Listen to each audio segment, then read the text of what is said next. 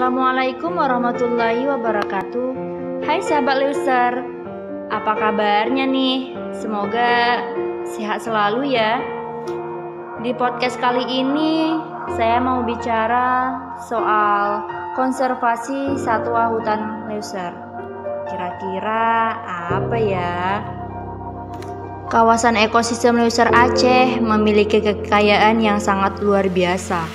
Hutan seluas 22 juta hektar itu memiliki ratusan spesies hewan langka. Kini keberadaannya terus tergerus karena habitatnya terus diburu para predator hewan langka. Manajer Wildlife Protection Tim Forum Ekosistem Leuser, Dediansyah menyebutkan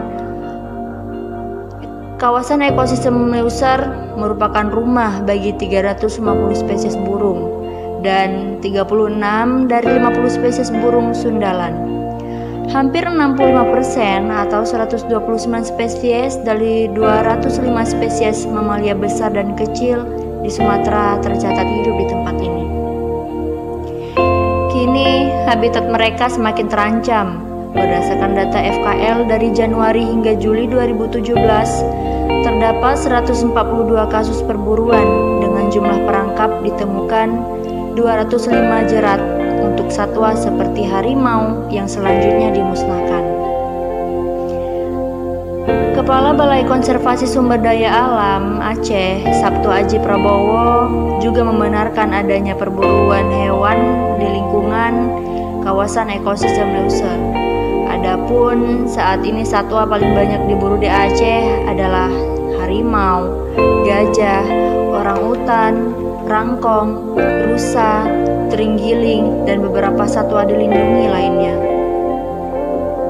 Satwa-satwa ini merupakan kekayaan Aceh karena harus kita jaga. Perburuan yang terjadi membuat populasi satwa-satwa dilindungi terus menurun jumlahnya, kata Sabto sebagai Kepala BKSDA Aceh. Sementara itu, Direktur Reskrimsus Polda Aceh, Kombes Armensyah Taim mengakui banyak mendapat laporan soal perburuan hewan langka di Aceh. Hanya saja, keterbatasan personel membuat laporan tidak dapat dioptimalkan untuk mengungkapkannya. Kita juga selama ini bekerja sama dengan BKSDA Aceh dan lembaga lainnya guna dapat menekan pemburuan liar, ujar Direktur Polda Aceh ini. Konservasi sumber daya alam hayati dan ekosistemnya bertujuan untuk mengusahakan terwujudnya kelestarian sumber daya alam hayati serta keseimbangan ekosistemnya, sehingga dapat lebih mendukung upaya peningkatan kesejahteraan masyarakat dan mutu kehidupan manusia, serta merupakan tanggung jawab kita bersama. Berkurangnya cadangan sumber daya alam dan kelestarian lingkungan hidup akan berpengaruh terhadap kehidupan satwa liar. Mengenai kehidupan satwa liar saat ini semakin terdesak oleh kehidupan manusia yang sebelumnya dan jumlahnya semakin meningkat dari tahun ke tahun. Satwa liar banyak diburu untuk diperdagangkan secara langsung maupun untuk dimanfaatkan bagian-bagian anggota tubuhnya seperti daging, tanduk, gading, kulit, bulu, bahkan minyak, telur, dan sarangnya. Habitatnya juga banyak diubah untuk memenuhi kebutuhan hidup manusia. Dengan demikian, perlindungan dan pelestarian satwa liar merupakan bagian dari sikap dan gerakan moral dalam rangka mewujudkan pelestarian lingkungan. Sebagai bangsa yang dianugerahi keragaman hayati paling tinggi di dunia, bangsa Indonesia berkewajiban untuk menjaganya sebagai wujud rasa syukur kepada Allah Subhanahu wa Ta'ala. Allah melarang umat manusia berbuat kerusakan di muka bumi karena Dia telah menjadikan manusia sebagai khalifah. Larangan berbuat kerusakan ini mencakup semua bidang, termasuk dalam hal muamalah seperti mengganggu penghidupan dan sumber-sumber penghidupan orang lain, termasuk satwa. Satwa mempunyai peranan yang penting bagi kehidupan manusia.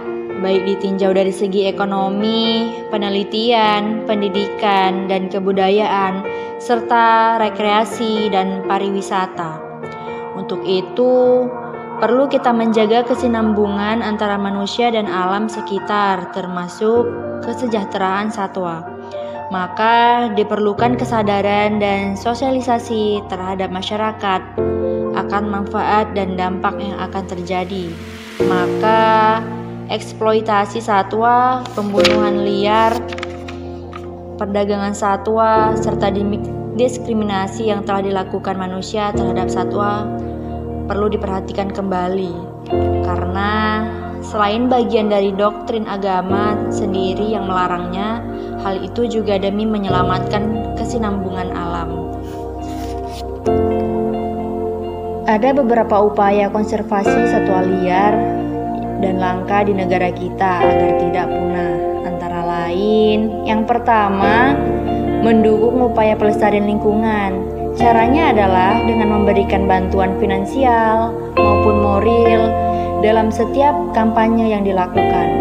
Yang kedua, memberikan edukasi dan sosialisasi terutama bagi masyarakat yang tinggal di pesisir laut dan di sekitar hutan untuk tidak membunuh atau memburu satwa.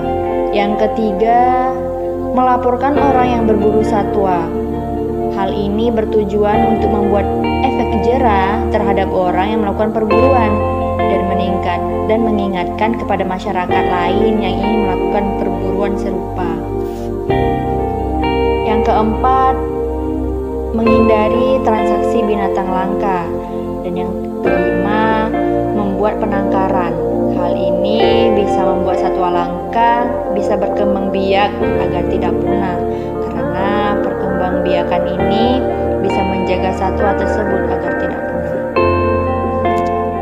Nah, sudah tahu kan upaya konservasi satwa hutan Leuser?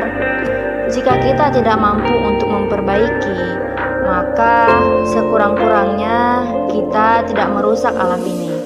Saya Rubama, mahasiswi IAIN Langsa, Salim Anak Nanggro. Sekian, Assalamualaikum warahmatullahi wabarakatuh.